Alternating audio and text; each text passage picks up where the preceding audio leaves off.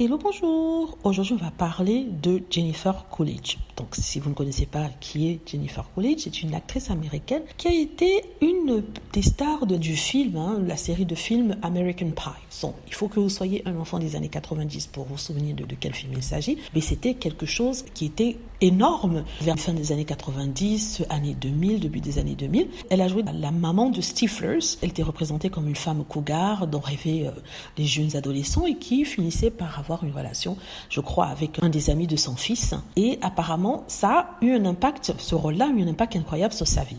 Donc, elle s'est racontée dans une interview. Dans cette interview, elle explique en fait qu'après avoir joué la cougar qui se tape les jeunes dans le film, elle a eu l'occasion de coucher avec 200 personnes. Je ne sais pas si c'est quelque chose dont il faudrait être fier ou pas, mais en même temps, ça montre une certaine indépendance, peut-être représentatif de ce que les femmes recherchent en ce moment, la possibilité de pouvoir dire qu'elles sont sexuelles sans pour autant être castiguées ou labellisées PUTE. Donc du coup, elle a cette liberté-là. Il faut dire qu'elle a un certain âge, donc peut-être à ce moment-là, elle s'en fiche complètement de ce que les gens peuvent penser. Et effectivement, elle a dit que grâce à ce film-là, elle a eu 200 partenaires sexuels.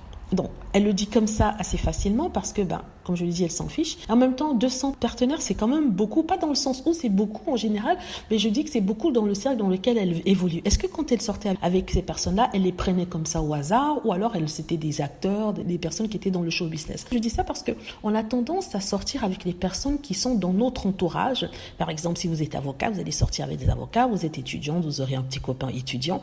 Vous êtes, par exemple, journaliste, il est tout à fait normal que vous sortiez avec des personnes que vous rencontrez comme des hommes politiques ou alors des journalistes comme vous. Il est très rare de voir des professions comme ça qui n'ont rien à voir ensemble se rencontrer au niveau sentimental. Ça peut arriver par des amis d'amis, mais en général, c'est toujours notre cercle rapproché.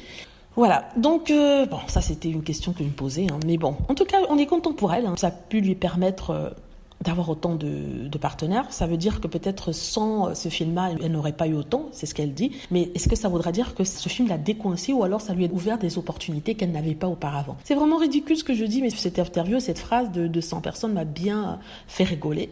Et comment trouve-t-on le temps pour avoir des partenaires, 200 partenaires? Ça, c'est beaucoup de temps, je vous assure. Quand on travaille tous les jours, on n'a pas le temps d'aller se taper des partenaires par-ci et là. En même temps, on parle d'un film qui a presque 30 ans, donc en 30 ans, oui, c'est assez facile de le faire. Voilà, dites-moi ce que vous en pensez. J'espère que vous avez aimé la vidéo. N'hésitez pas à cliquer sur like si c'est le cas, à vous abonner pour plus de vidéos et à cliquer sur la petite cloche afin d'être averti lorsque je poste une nouvelle vidéo. Merci.